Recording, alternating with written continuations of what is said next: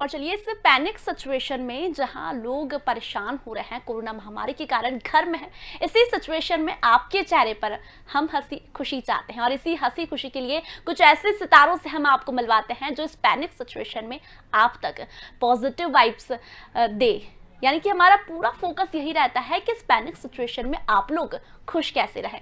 इसी के लिए कुछ ऐसे सितारों से हम आपको मिलवाते हैं जो आपको खुशी दे, हंसी का मंत्र सिखाए, क्योंकि कहते हैं ना, जब पैनिक सिचुएशन होती है तब हंसी खुशी बहुत जरूरी है। और इस सिचुएशन में अगर ऑक्सीजन लेवल बढ़ाना है तो हंसी खुशी बहुत जरूरी है। और ऑक्सीजन लेवल को बढ़ाने के लिए क्या कुछ मंत्र हंसी के होते हैं, खुशी के मंत्र होते हैं।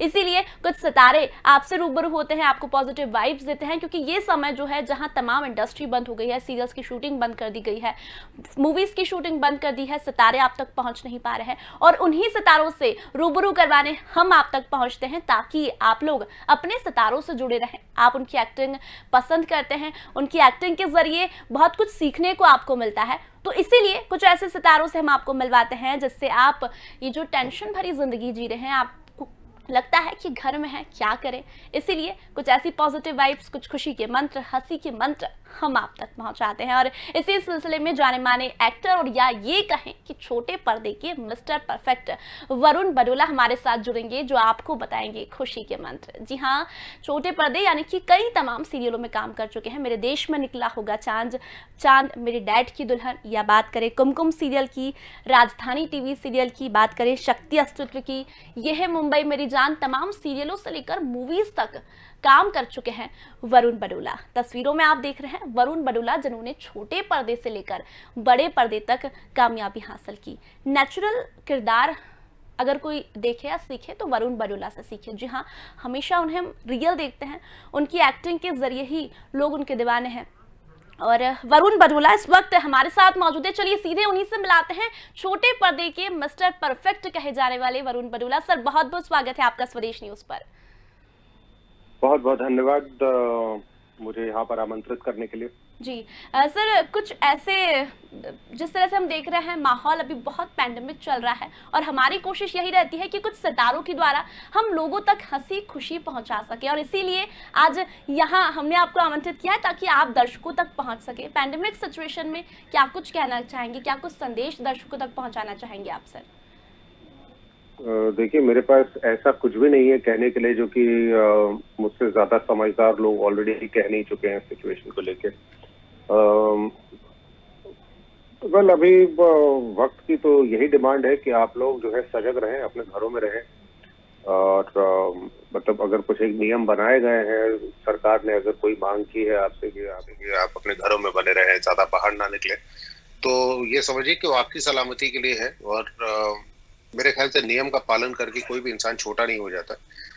तो मेरी तो सबसे यही दरखास्त होगी और फिर से यही होगी कि आप लोग घर पे रहें और जितना हो सके अपना ख्याल रखें, स्वच्छता का ख्याल रखें, मतलब मास्क पहने, साबुन से हाथ धोएं, अगर कभी भी बाहर किसी भी चीज को हाथ लगाते हैं वो हर संभव प्रयास करें कि आप अपने आप को और अपने परिवार वालों को सुरक्षित रख सकें।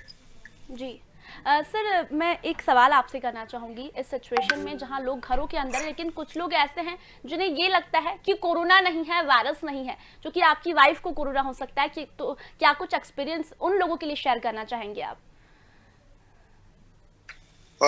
जी, मैं तो इनफैक्ट कोरोना काल के बाद पिछली जुलाई में जो है मैंने शूटिंग शुरू की दोबारा से। वो एक धारावाहिक जो मैं उस समय कर रहा था, उसके बाद सितंबर के महीने में जो है मेरी पत्नी जो है वो कोरोना से संक्रमित पाई गई।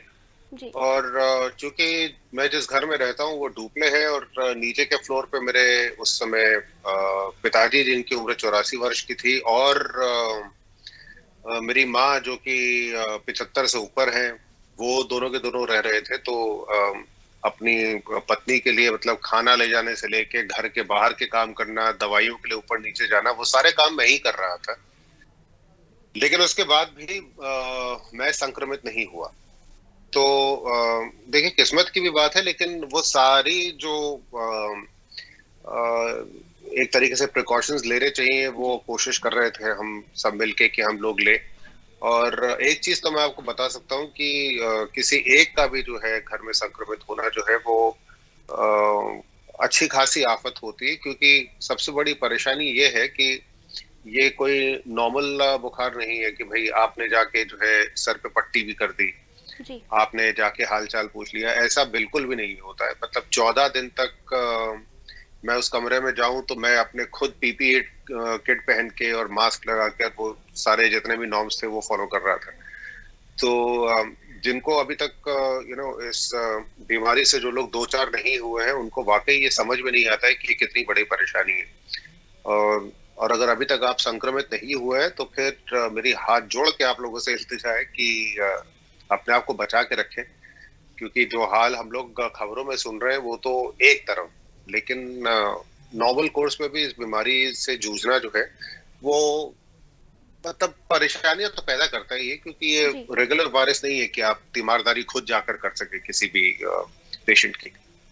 जी, बिल्कुल सर, जिस तरह से आपने कहा कि सावधानी बरतना बहुत ज़रूरी है, लेकिन एक बात हम अक्सर इस दूसरी लहर में देख रहे हैं, लोग बहुत ज़्यादा पैनिक हो रहे हैं। ऐसे सिचुएशन में आपके माध्यम से कुछ खुशी के मंत्र, कुछ हँसी के मंत्र, क्योंकि लोग ज़्यादा पैनिक करते हैं, उसी वजह से हम ये देख रहे हैं कि ज़्यादा मौतें भी हो रही है। देखिए, क्योंकि अ, कुछ लोग ऐसे हैं जिनको लगता है कि कोरोना जो है वो आया ही नहीं है हिंदुस्तान में। मैं तो खुद मतलब शूटिंग के लिए बीच में जो है ट्रैवल किया अलग अलग जगहों पे। कुछ एक जगहों पे जाके तो मुझे लगा जैसे कोरोना जो है वो अपने आप में एक अफवाह है, कि सब लोग यूं ही घूम रहे हैं, किसी को कोई चिंता नहीं है, जी। कोई मास्क नहीं पहने हुए, कोई सोशल डिस्टेंसिंग नहीं है। अम, तो जाहिर है कि या तो आप बिल्कुल ही हाथ खड़े कर देंगे ठीक है अब तो जो होगा सो होगा, या फिर कुछ लोग ऐसे हैं जिनको कि वाकई लगता है कि नहीं, जब इतने लोगों को जो है हो चुका है और इतनी मौतें हो गई हैं तो ऐसा ना हो कि हमारा भी नंबर लग जाए। मैं सही मायने में बताऊं तो ऐसी भी डरने की बात नहीं है। और ये अमूमन देखा गया है और ये मेरा खुद का एक्सपीरियंस है इस चीज को लेके। देखिए, मैं इस बीमारी को कम आंकने की कोशिश नहीं कर रहा हूँ, जी। लेकिन जो घरेलू इलाज जो कि पहले पहले बताए गए थे कि आप स्टीम लें, दिन में 2 बार लें, ज्यादा नहीं, आप काढ़ा पीते रहें, मतलब आप अपनी इम्यूनिटी बढ़ाने का अगर कोई इंतजाम कर ले तो इस बीमारी से जो है इस बीमारी को दूर रखना उतना मुश्किल काम भी नहीं है। जैसे हमारे घर में अभी भी सब्जियां आती हैं या कोई भी बाहर से सामान आता है तो वो अगर प्लास्टिक के पैकेट में है तो वो प्लास्टिक का पैकेट साबुन से धोया जाता है। अब इसमें कोई कोताही नहीं बरती जाती। जी। ये रूल जो है ये पिछले एक सवा साल से चल रहा है, तो चल रहा है कि जो सामान घर पे आएगा वो पहले धुलेगा, साबुन के पानी के अंदर जाएगा। तो अब वो रूल है तो है। और बाकी और क्या बताऊं, मतलब हंसी ठहाके वाली तो सिचुएशन रह नहीं गई है। हम बिल्कुल, लोग बिल्कुल। सब घरों में बंद है पिछले एक सवा साल से। बिल्कुल। सर, जिस तरह से अभी घर में आप हैं, शूटिंग्स तमाम बंद हो गई है क्योंकि कोरोना काल जो दूसरी लहर है वो काफ़ी खतरनाक है। ऐसे में दर्शक जानना चाहते हैं कि उनके सितारों की दिनचर्या क्या है? क्योंकि पहले आप एक्टिंग पर सुबह उठना, फिर एक्टिंग पर जाना। ऐसे में ये भी कह सकते हैं कि एक्टिंग के बिना घर में रहना कितना मुश्किल हो जाता है, एक्टिंग की आदत सी हो जाती है। तो कोई सरकारी अफसर जो दफ्तर नहीं जा पा रहा वो क्या कर रहा होगा बेचारा? वो भी घर पे बैठ के जो कर रहा है हम लोग भी वही कर रहे हैं। बिल्कुल। देखिए, ऐसा नहीं है कि टेलीविजन और फिल्म के एक्टर्स आसमान से उतर कर आते हैं, वो भी अपने घरों से निकलते हैं, अपने काम पे जाते हैं, काम खत्म करके घर वापस आ जाते हैं। हाँ, टेलीविजन एक्टर्स की मैं ये जरूर कहूंगा कि जिंदगी इतनी आसान नहीं है, क्योंकि कभी कभी बहुत ऑड वर्किंग आवर्स होते हैं और अजीब अजीब शेड्यूल्स होते हैं, लेकिन दिनचर्या वही होती है। मतलब कोई एक इंसान अगर आप उसको बोलो कि घर पे बैठ जाओ तो वो क्या करेगा? तो कोई भी एक्टर ऐसा नहीं कि कुछ विलक्षण कर रहा होता है। हाँ, वही अपना टीवी पे और ओटीटी प्लेटफॉर्म्स पे जो सीरीज हैं जो आपने नहीं देखी हैं उनको बैठ के देखते रहिए, कुछ पढ़ लीजिए, कुछ नया सीखने की कोशिश करिए। तो दिनचर्या वही, अपने आप को बिजी रखने के नए नए तरीके इंसान ढूंढता है। कुछ एक मैंने भी ढूंढ के रखे हुए हैं। जैसे बहुत सारी ऐसी ओटीटी प्लेटफॉर्म पे जो है सीरीज रिलीज हुई थी पिछले 1 डेढ़ साल में, जी। जो कि शो के चलते इनफैक्ट ऑलमोस्ट अब तो 2 साल होने को आए जिनको देखने का मौका नहीं मिला था, तो वो देख रहा हूँ। कभी कभार कुछ पढ़ लेता हूँ, नहीं तो फिर ऑनलाइन जाकर जो है ऐसी ऐसी चीजों के बारे में पता करने की कोशिश करता हूँ जो जिनका मेरी जिंदगी से कोई लेना देना नहीं है। जी, पर यह है कि किसी भी तरीके का ज्ञान बुरा नहीं होता, तो या just try and accumulate as much knowledge as I can. And बिल्कुल। फिर बीच में मुझे जो है लगा कि मुझे गिटार बजाना सीखना चाहिए, तो आजकल वो भी कर रहा हूँ। जी, बिल्कुल, क्योंकि अभी अभी हम लोग घर में हैं तो कहीं न कहीं हमारा माइंड हमें डाइवर्ट करना है, तो कहीं न कहीं या तो कोई बुक पढ़ के या आपने कहा कि गिटार बजा के। सर, आपकी एक्टिंग पर तो हम आएँगे क्योंकि एक्टिंग आपकी लोग काफ़ी पसंद करते हैं, लेकिन आपकी लाइफ़ की यदि बात करें, बचपन की यदि बात करें, तो आप दिल्ली में रहे, उत्तराखंड में रहे, इलाहाबाद में रहे, लेकिन अक्सर ये सुनने में आया है कि दिल्ली से आपका काफ़ी लगाव रहा है। जी, दिल्ली मेरा घर है, बम्बई मेरा ऑफिस है। जी। मूलतः रहने वाला मैं उत्तराखंड का हूँ, वहाँ पे आना जाना बहुत ज्यादा नहीं हो पाता है। पहले तो गर्मी की छुट्टियां वहीं बीतती थी, लेकिन अभी भी कोशिश करता हूँ कि हर 2-3 साल में एक बार तो चक्कर काट ही लूँ। जी, बिल्कुल। सर, एक्टिंग की यदि आपकी बात करें तो एक्टिंग का कीड़ा कहाँ से जागा? उत्तराखंड से आप हैं, दिल्ली में रहें आप, इलाहाबाद में रहें, लेकिन कब कब लगा कि हाँ, एक्टिंग करनी चाहिए, इस एक्टिंग की दुनिया में आना चाहिए? बचपन से ही शौक था या फिर जैसे-जैसे आप बड़े होते गए, देखते गए, तब आपको लगा कि एक्टिंग करनी चाहिए? देखिए, जब मैंने पदार्पण किया था तब एक्टिंग जो है वो बहुत आसान पेशा नहीं था। जी, हम्म, मतलब जी टीवी जो है वो जस्ट अबाउट आया ही आया था, और अ, बाकी और जितने सोनी भी शुरू ही हुआ था, स्टार मतलब जस्ट अपने पहले पहले कुछ एक साल में थे ये सब के सब। काम मिलना उस समय इतना आसान नहीं था, क्योंकि पहले तो एक डीडी होता था, डीडी के अलावा सिर्फ ये होता था, फिल्में होती थी। तो खपत उतनी ज्यादा थी नहीं जी, एक्टरों की। तो ऐसा तो नहीं है कि मतलब बचपन से ही सोच के रखा था कि एक्टर ही बनूंगा। मेरे ख्याल से मैंने सबसे पहले तो ये पता किया कि मुझे जिंदगी में क्या नहीं करना है, और एक एक करके जब वो सारे प्रोफेशंस जो है मैं टिक ऑफ करता गया कि मैं ये भी नहीं बनना चाहता, ये भी नहीं बनना जी। चाहता, तो फिर मेरे पास ऑप्शंस ज्यादा बचे नहीं थे। और चूंकि पिताजी जो है वो दिल्ली थिएटर की बहुत नामचीन हस्ती थे, उनको हमेशा से काम करते देखा था, तो माहौल तो था ही घर में, तो कोई ऐसी बड़ी परेशानी नहीं थी। सर, पहला कोई वाकया जब आपको पहला सीरियल मिला हो, उससे जुड़ा कोई वाकया जो आप दर्शकों से शेयर करना चाहते हैं? कितनी मुश्किल हुई? क्या कुछ देखा आपने पहली बार जब आप सेट पर गए? चूंकि मैं तिग्मांशु धूलिया जी का असिस्टेंट था, तो सेट पे जो है एक्टिंग करने जब पहली बार किया तो ऐसा कुछ नहीं था कि कोई बहुत परेशानी हुई हो, क्योंकि सेट पे रहने की आदत तो थी ही थी। और मुझे याद है पहले दिन जब बाहर काम करने के लिए निकला था, तो पहले ही सीन में दो बड़ी कलाकारों के साथ मुझे काम करना था। उत्तरा बावकर जी थी और सुरेखा सीकरी जी, दोनों एक ही सीन में। जी, तो जो कि पिताजी की अच्छी मित्र भी थी उत्तरा जी। और वाकफियत तो सुरेखा जी से भी थी पिताजी की, क्योंकि वो खुद दिल्ली रंगमंच की बहुत अजीबोतरीन हस्ती रह चुके थे। जी, तो उस मामले में आसान था। रिकमेंडेशन भी जो है मतलब ऑडिशन देने के बाद इरफान खान ने दी थी कि ये कैरेक्टर इनसे करवा लिया जाए। तो ऐसी कोई बहुत परेशानी वाली बात तो नहीं थी, मतलब क्योंकि देखिए असिस्टेंट डायरेक्टर था, तो मुझे मार्क पे आना, लाइट लेना, इन सब चीजों की जो है पहले से समझ जी। थी, क्योंकि बतौर असिस्टेंट जो है आप स्टैंड इन करते हैं एक्टर्स के लिए। तो उस समय जो है सीरियल में जो है तरीका ऑलमोस्ट फिल्मों वाला ही अपनाया जाता था। तो बहुत परेशानी तो नहीं हुई एक्चुअली। बिल्कुल। सर, मैंने आपके कैरेक्टर अक्सर देखे हैं, रियल कैरेक्टर होते हैं, कोई फेक नहीं होता। हाल ही की बात करें तो मेरे डैड की दुल्हन जो आपने सीरियल किया, उसमें पिता का किरदार निभाया। कैसे कर पाते हैं सर? बिल्कुल रियल कैरेक्टर में आप हमेशा दिखते हैं। तो इसीलिए तो इस प्रोफेशन में आया हूँ, वरना बिल्कुल। कुछ और कर रहा लेकिन होता सर, अक्सर अगर अभी की जनरेशन की हम बात करें तो बहुत बार दर्शक ये देख लेते हैं कि ये फेक है, या फिर बहुत बार ऐसा होता है कि फेक एक्टिंग दिखती है, लेकिन आपके हमेशा जो कैरेक्टर होते हैं वो हमेशा रियल दिखते हैं। कितना टफ हो आपको जाता मैं है? बताऊं, जी, ये आ, मैं इसको आई होप कि मैं ढंग से एक्सप्लेन कर पाऊंगा, जी, लेकिन बहुत सारे लोगों को लगता है कि एक्टिंग जो है, एक्टिंग करना एक्टिंग है। एक्चुअली एक्टिंग ना करना जो है वो सबसे बड़ी एक्टिंग है। कि आप उसको जो है रियलिटी के इतने करीब लेकर चले जाएं, लेकिन बहुत मुश्किल प्रोफेशन है। शायद बहुत सारे लोगों को ये बात समझ में नहीं आती है कि मेरे डैड की दुल्हन का जैसे आपने जिक्र किया यहाँ पर, तो एक तो असल जिंदगी में मेरी कोई बेटी नहीं थी जी। तब तक।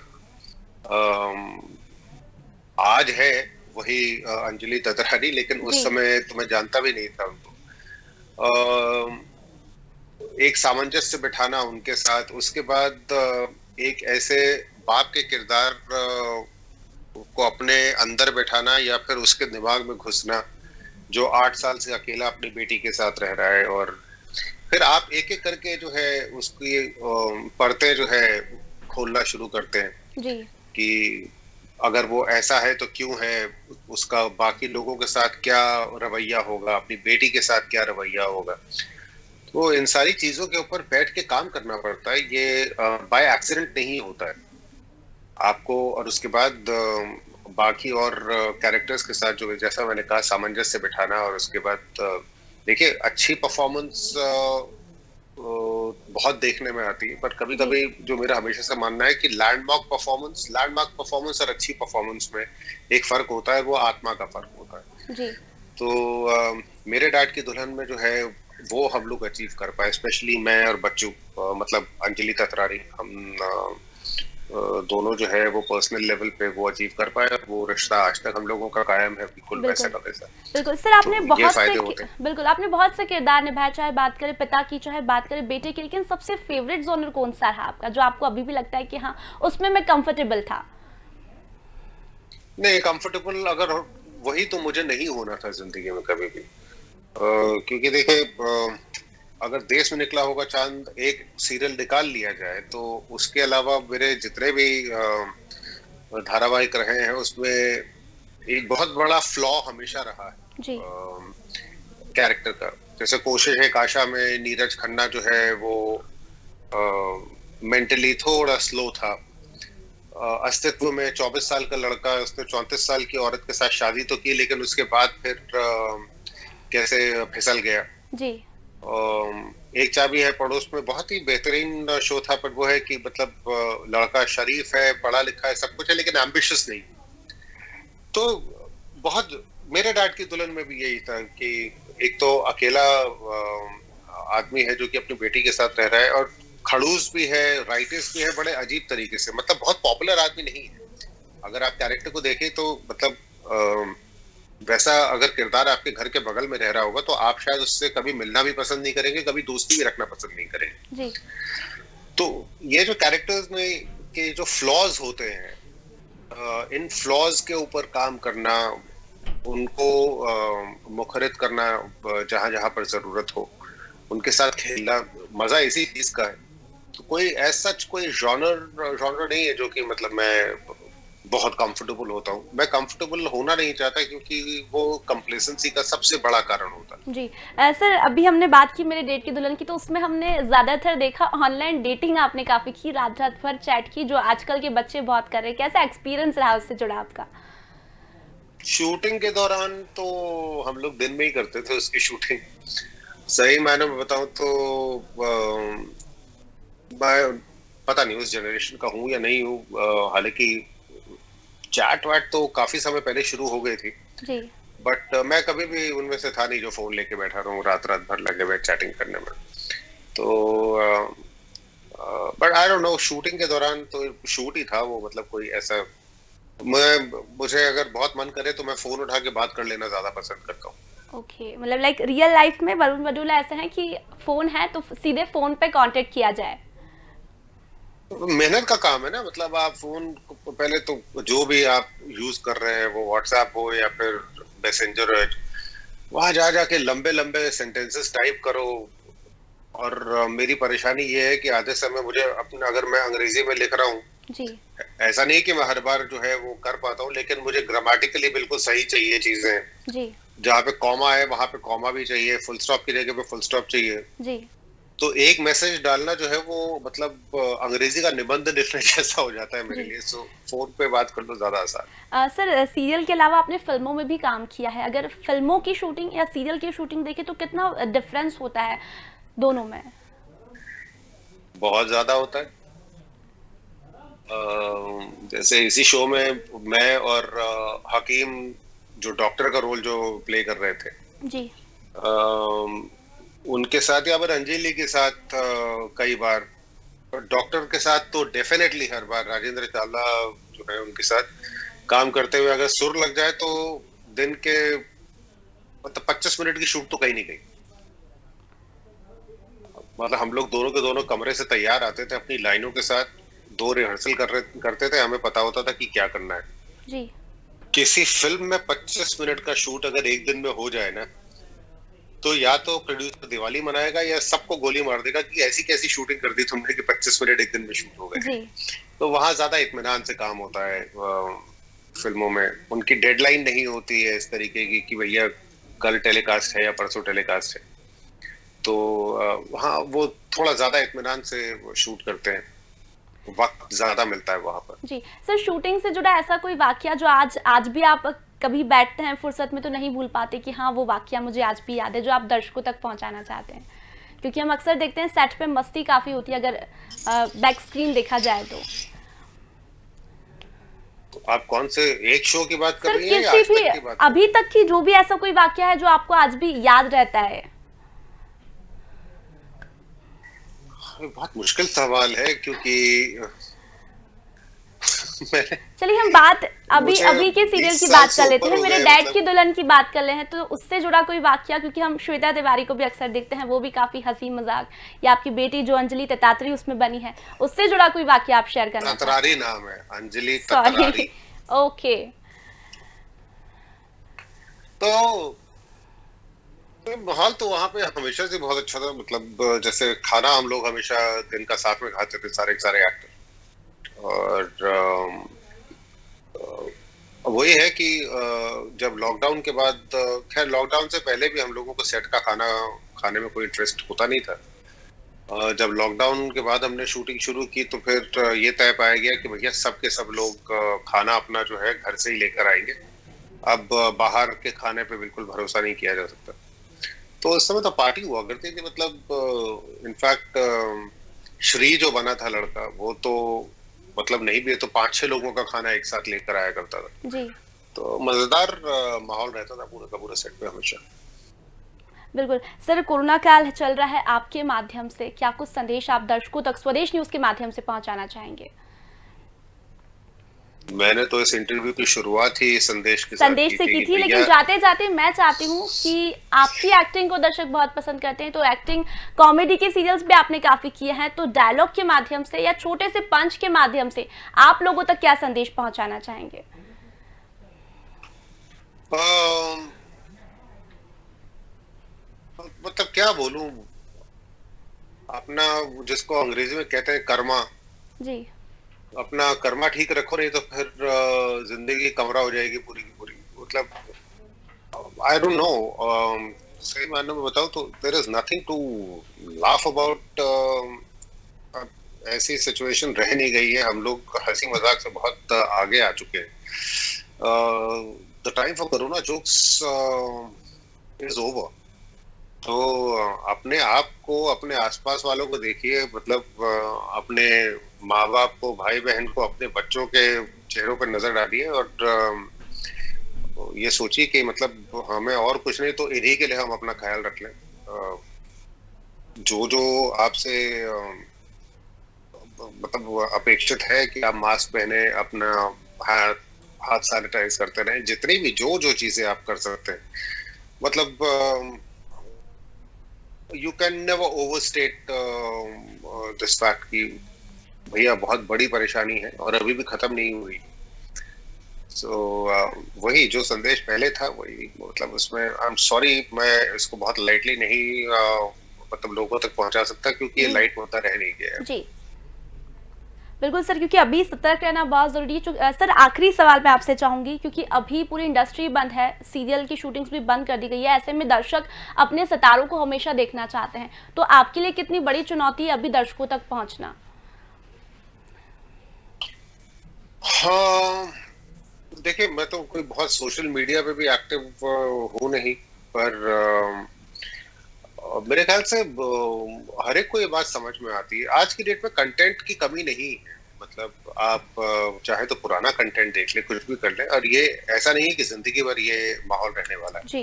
लेकिन अगर एक परेशानी है तो मेरे ख्याल से हर एक को समझना चाहिए कि भैया इस परेशानी का जब तक निदान नहीं मिल जाता तब तक लाए लो।